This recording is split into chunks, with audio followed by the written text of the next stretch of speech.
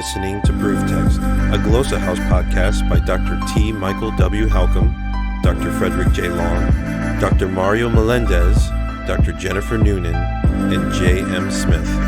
Welcome and enjoy. Hello and welcome to Proof Text. I am Michael Halcomb, and in this episode, we're thinking about the fallacy of the week. Now, in this episode, we are thinking particularly about what is known as a tautology.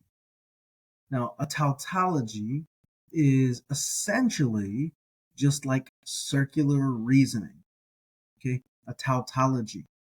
So, if I say something like a dog is a dog, right, then that's a tautology. It sounds kind of silly when you stop to think about it, but this statement, the idea of a tautology is that it's going to be simple, kind of make a punchy point, easy to remember, and it's going to be redundant. But the real idea underlying this is that it's always going to be true. It cannot be falsifiable or found wrong. And that's really what makes a tautology a logical fallacy, right? So what somebody who's committing a tautological fallacy is doing is claiming that something is true by defining it as true, or claiming something is true and defining it in a way that it must always be true. So if I were to say something like, the car is red, or it's not red, that's a tautological fallacy. If I were to say, like, the car is red or the car is blue, that's not a tautological fallacy. And I think you can probably see the difference in these two, right? If I say the car is red or it's not red, then one of those statements has to be true all the time, or that statement has to be true all the time, right? Whereas if I say the car is red or the car is blue, then one of those statements is going to be true or not. And so where I'm sort of going with this is with a very popular saying, or a saying that has become very popular in recent years. It's one of the most well-known tautologies. Love is love. Or you can even keep going. I've seen the triple form of it. Love is love is love, right? And so the point, and this is used a lot by the LGBTQ community, is that the way that I love someone is just as valid as any other kind of love way that someone else loves someone. Now, the problem here, right, is, well, certainly that this is a tautology, but underlying this, how do we define love? And I think that's an important question, and a lot of Christians will even buy into this. I was meeting with 3 Christians recently, and they were attempting to say, we should just love people, and we have to meet people where they're at and love them. And when we love them, is by walking through whatever they're going through with them.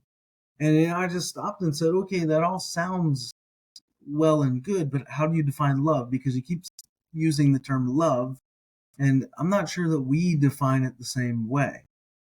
So this is a very important point. And if you've ever wondered, like, how do you define a term like love, something that seems so ethereal or amorphous or like hard to like grab onto, like, how do you define love? And in particular, like, how do you define love from a Christian perspective? Because I think the Christian perspective is the truest definition of love. God is love. And that's not a tautology. Saying God is God would be a tautology, but God is love. And so how do we define love, as when we're saying, to our spouse, I love you. Like when I say to my wife, I love you. Or when I tell a person I hold dear, I love you. What am I really saying? Um, Love today often is confused with the sense of eroticism, right? That there has to be this sexual exchange, but that's not really what love is. Eros. So let me just offer you a definition of love, and this is really Lewisian. That is, comes really from the tradition of C.S. Lewis, and I think it's a great definition of love. And I don't know that he said it exactly like this, but when I think about defining love, it's how I think of it.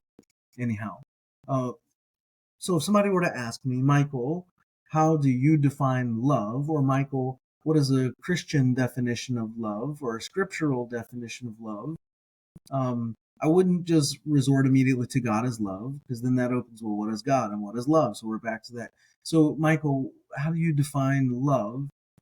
I would define it this way: love is wanting God's best for the other person. Even if they don't want that for themselves or know that for themselves, love is wanting God's best for the other person.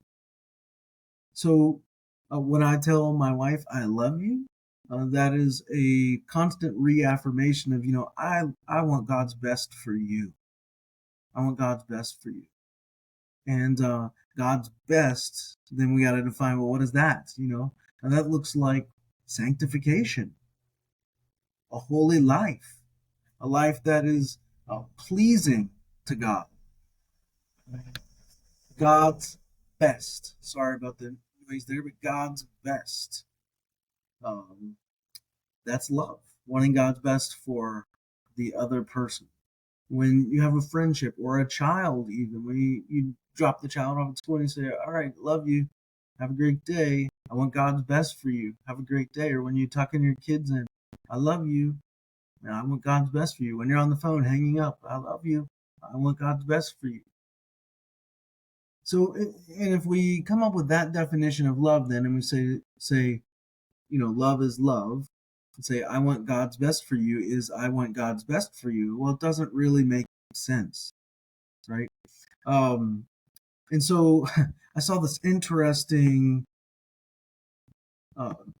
meme not too long ago, and I thought I'd share that here because it really drives the point home. It's, if you're watching, you'll see up here it says love is love, and it's got the rainbow flag behind it. And then down below, there's two people sitting on a side of a toilet. One on the left is the wife, and one on the right is the husband. And the wife has a cup of water with a straw, and she's drinking water out of the cup right through the straw.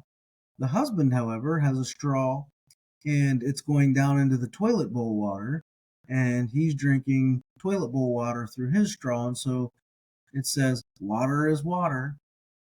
And immediately we get the point. We realize, saying love is just absolutely foolish. Like, it's a logical fallacy. It's a tautology, just as foolish as saying that drinking water out of that cup is the same as drinking water out of that toilet. Water is water. Well, no, it's not.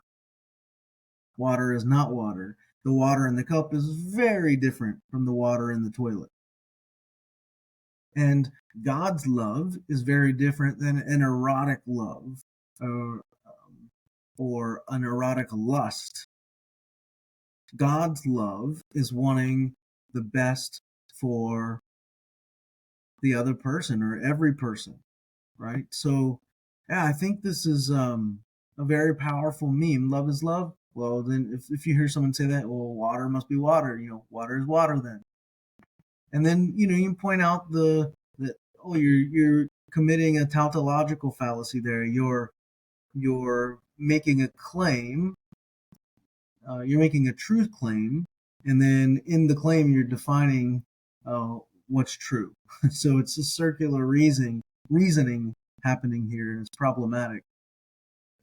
So yeah, just a couple things. One, a tautological fallacy, essentially where argument is claiming to have proved something's true, by defining it as true, circular reasoning, a tautological fallacy, and it's always got to be true. And the other thing, how do we define love?